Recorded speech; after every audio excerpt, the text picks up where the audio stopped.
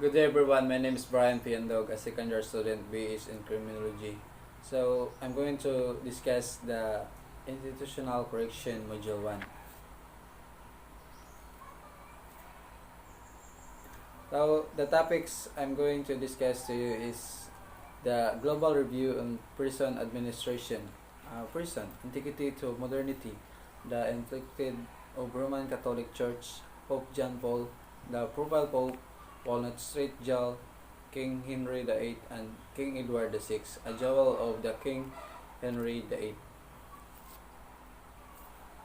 Prison, an institution for the confinement of persons who have been remanded or held in custody by a judicial authority or who have been deprived of their liberty following conviction for a crime. A person found guilty of a felony or a misdemeanor may be required to serve a prison sentence. The holding of accused persons awaiting trial remains an important function of contemporary prisons, and in some countries such persons constitute the majority of the prison population.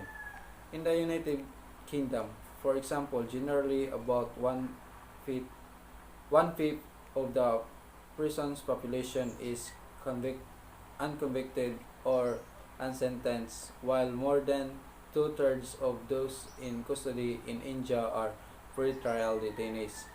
So, we'll discuss a global review on prison administration. So, the prison is a place where people who have been remanded in custody by a court authority or who have their liberty taken away after being convicted of a crime are kept. So a person who is convicted of a crime or misdemeanor may be sentenced to prison. The detention of accused people awaiting trial is still a significant purpose of modern jails. And in some countries, such people make up the bulk of inmates. In the United Kingdom, like what I've said earlier, the example is around one fifth of the person population is unconvicted or unsentenced, whereas in India, more than two-thirds of those detained are awaiting trials. So let's proceed to prison, antiquity to modernity. Antiquity to modernity, a timeline of criminal justice and criminology. Our modern notion of crime and punishment are the result of millennia of human advancement. From antiquity to modern times, criminal justice and criminology have evolved due to significant contribution from a diverse area of civilization. Here is a brief timeline of some of the most notable contribution. So crime and punishment as we know them now are culmination of millennia of human process. Criminal justice and criminology has evolved over time as a result of important contributions from a wide range of civilization. Here's rundown of some of the most significant contribution. The first is summer 3500 BC. The Sumer is generally accepted as the first known urban civilization. The ancient land of Sumer is located in modern day era. Before Sumer, people lived in small agricultural communities. Once Sumer developed, cities-states appeared. This led to the formation of primitive governments in order to control the crime that naturally derives from urban life. These governing bodies began to establish the origins of law and order. So this is widely considered to be the first known urban civilization. Modern day Iraq is the ancient Sumerian homeland. People used to dwell in small agrarian settlements.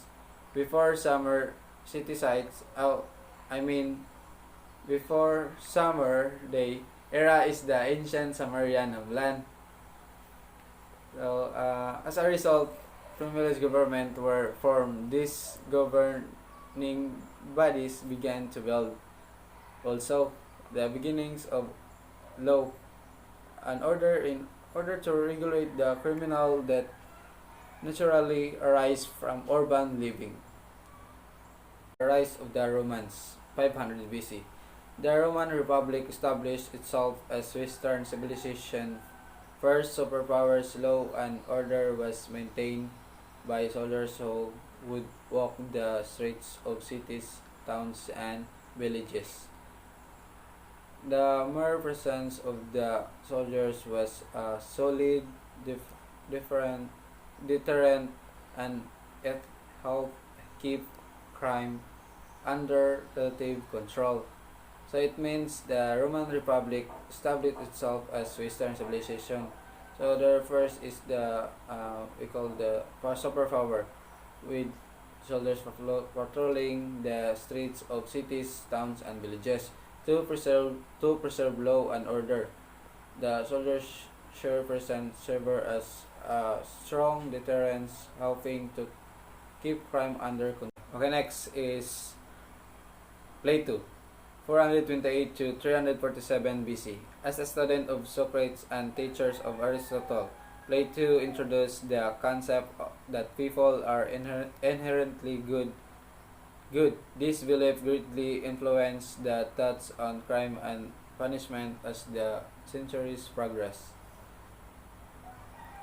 So during this time, it was the develop of the idea that people are fundamentally virtuous as a pupil of Socrates and a teacher of Aristotle. As the years passed, this notion had a significant impact on how people thought about crime and punishment. So the next one is Aristotle around 384 to 327 BC. Expanding on the teaching of Plato, Aristotle's views relied heavily on scientific observation.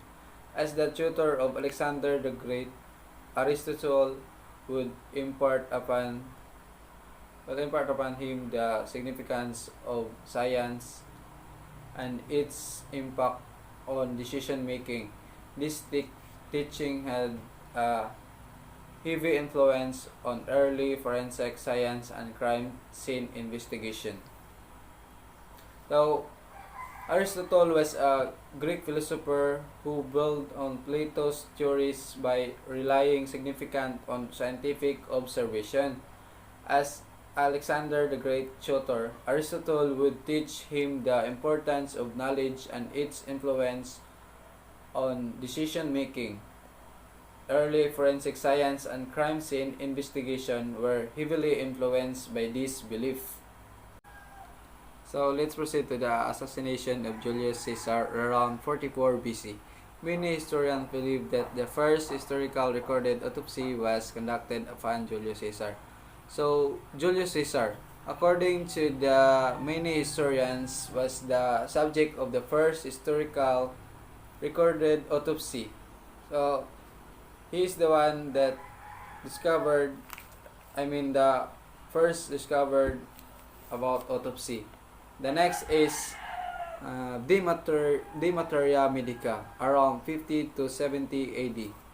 Widely considered to be the groundwork for forensic toxicology, De Materia Medica is a publication that categorized an area of flora written by Greek physician Pedenius Dioscorides. The book discusses both the medicinal benefits and the poisonous aspect of various plants. So it means that De Materia Medica is a publication that classifies a variety of flora and is widely regarded as the foundation for forensic toxicology. So the book, written by Greek physician Pedenius Dioscorides, covered both the therapeutic and toxic properties of many plants.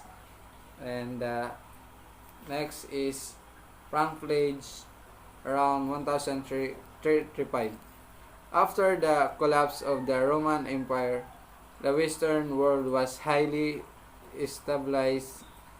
This led to families and small communities policing themselves. After hundreds of years of no centralized policing, the English concept of franklage was introduced. Under this concept, males over the age of 12 were formed into groups of 10. Their job was to capture and detain members of their own clan who committed a crime. This was all about this was all done under the supervision of a constable who was appointed by the crown.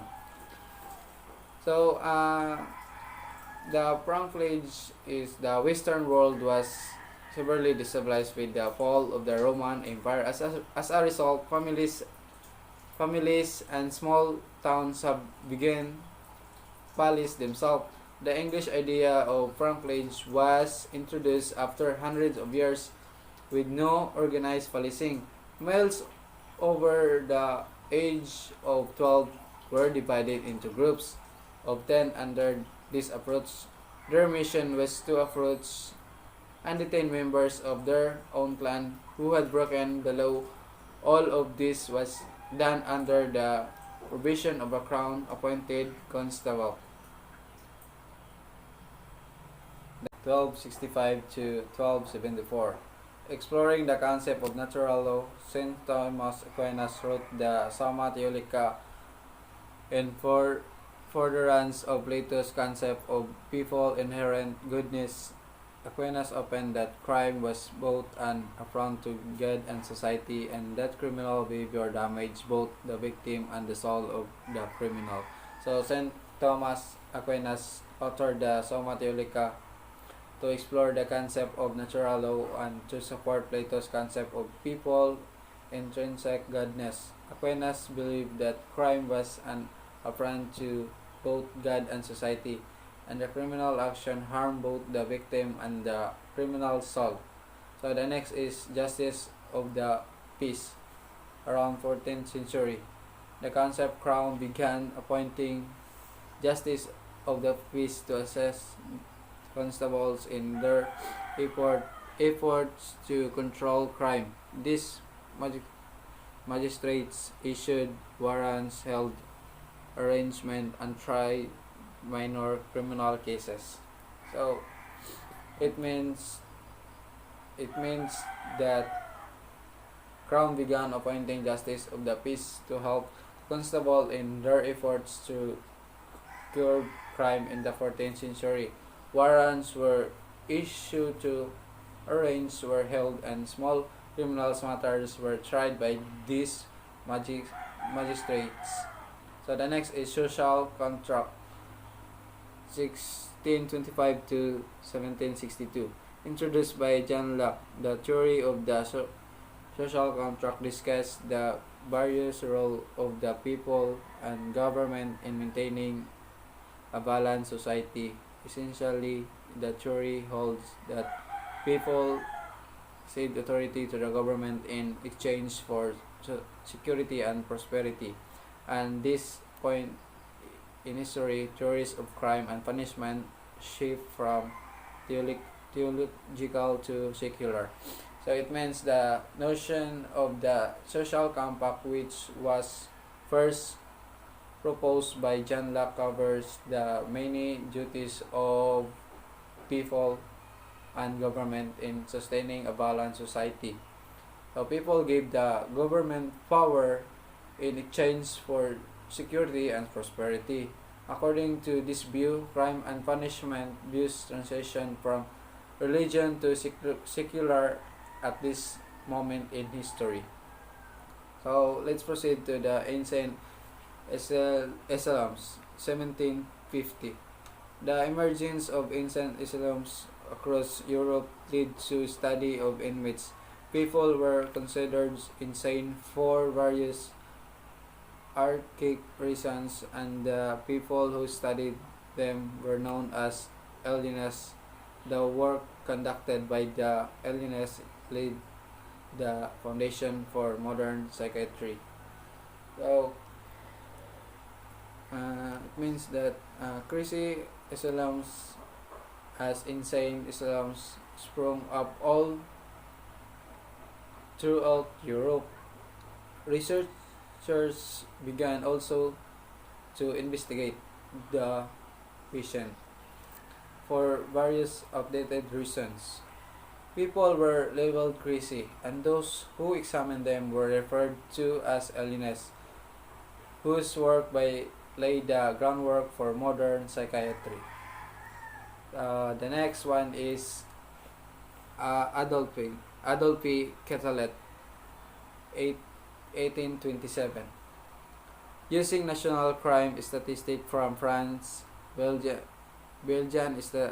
statistician Adolphe Quetelet determined that there were correlation between demographics and crime.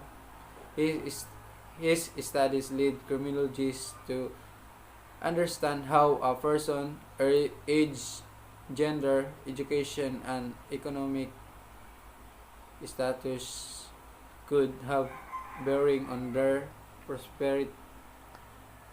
propensity for criminal behavior. So,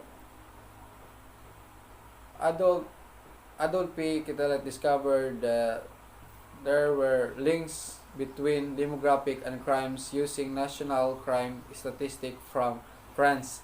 His research led criminologists to better grasp how a person, age, gender, education, and financial background by influence their proclivity for criminal behavior. The Metropolitan Police also Service was founded in London in 1829 and was the first full-time professional and uniform for police force in the world. Sir Robert Peel's and 9 principles of policing was given to each officer. The next is prison in 1850. The concept of a modern prison first arose in Europe during the mid-19th century. Doctors were given access to the prisoners so that they could conduct studies into criminal behavior. Governments were particularly interested the doctors' findings, as it allowed them to understand that crimes and criminal behaviors. As governments became stronger, the official demand empirical evidence, so they were better equipped to control the populace. So, prison in Europe during the mid-19th century, the concept of a modern prison first emerged. Doctors were allowed access to the inmates in order to do research on criminal behavior. The result of the doctors piqued the interest of government since the provided insight into what motivates criminal behavior. Officials sought empirical data as governments grow stronger so they could better manage the public. Next is Kodak, 1888. The Kodak camera by George Eastman was a revolutionary piece of equipment on numerous levels, including its impacts on policing as a result of the easily available Kodak camera. Investigators could now memorialize the crime scene. So Kodak's on many levels, including its impacts on policing. George Eastman Kodak camera was a groundbreaking piece of equipment.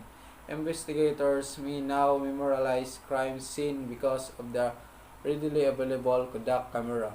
So the next one is Crime Lab 1910.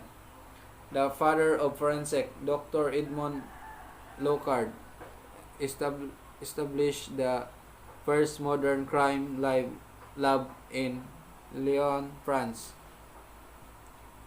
So Dr. Edmond Locard, the pioneer of forensic, constructed the first sophisticated crime lab in Lyon, France. Next is DNA evidence in 1988. For the first time ever, DNA evidence was used in criminal court as a result of DNA evidence. Tommy Lee Andrews was found guilty of rape in a Florida courtroom.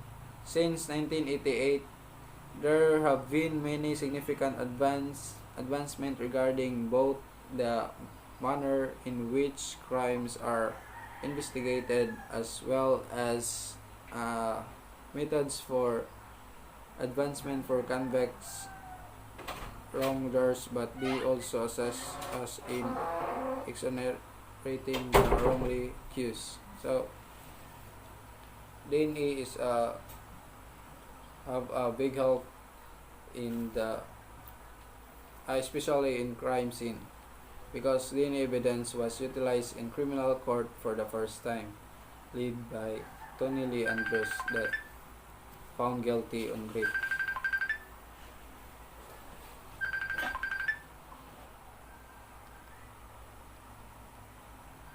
And the advantagement of the DNA is the guilty person was easily to find by using the DNA. And next, let's proceed to the next one. The influence of the Roman Catholic Church. Pope John Paul, the profile Pope Paul Nathaniel, King Henry VIII, and King Edward VI, a jewel of King Henry VIII. It was natural that when Christians were being hunted down and cast into jail for their faith, the church should recommend the faithful to visit the prisoners. The deacons and deaconesses were especially charged with the care of the incarcerated Christians, bringing them the comfort of religion, food, clothing, and especially money, which was needed to procure certain mitigation, even liberty. The church, the help of sinners, could not but extend her assistance and protection to criminals, for crime is primarily a sin.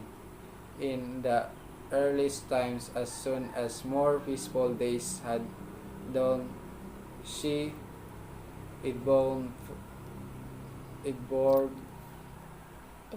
endeavored to free them from prison, to punish and correct them in another way. Throughout the long history of correction, religious person and religious institutions have greatly influenced the treatment of offenders. For centuries, churches were among the first institutions to provide asylums for accused criminals. The actual establishment of prisoners and penitentiaries was a religious idea that allowed the offenders to obtain penance for his crimes, make amends, and convert while being isolated from others. But probably the most significant influence was the establishment of a regular chaplaincy. Correctional chaplains were among the earliest paid non-custodial staff and were the first to provide education and counseling for inmates.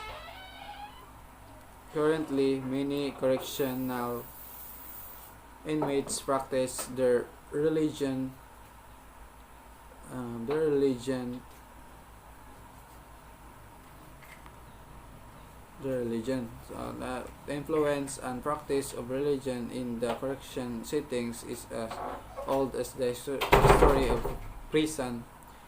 Initial entry of religion into prison was probably carried out by the religious men who themselves were imprisoned.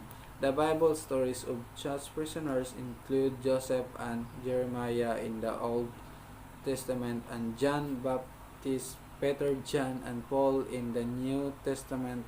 Beginning in the days of Constantine, the early Christian church granted asylums to criminals who would otherwise have been mutilated or killed, although this custom was restricted in most countries by the 15th century. Releasing prisoners during Eastern time and requests by church authorities to pardon or reduce sentence for offenders remaining for centuries, with the latter still in existence in a modified form.